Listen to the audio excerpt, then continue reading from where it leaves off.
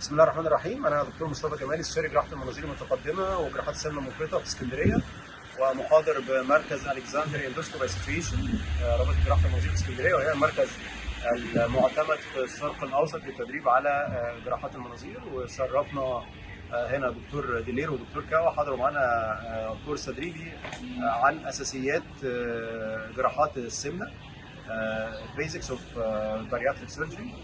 واحنا بنرحب بكل اخواتنا من العراق ومن الدول العربيه، وبيجي لنا حتى زملاء من اوروبا ومن بلاد مختلفه.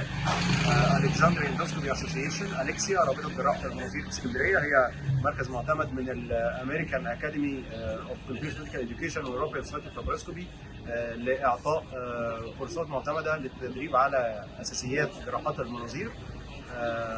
وهي بتبقى عباره عن فتح باب لمعرفه الاساسيات، وبتدي فرصه بعد كده للكلينيكال اتاتشمنت ان يبداوا يحضروا معانا العمليات. بنرحب بيكم وبنشكركم. لو قدرنا ان احنا نرتب زياره لمستشفى ميراباني في اربيل ولاي مكان كردستان العراق وكل العرب والمسلمين، احنا بنتصرف فيه. مهرباني دلسوزيو ليزاني.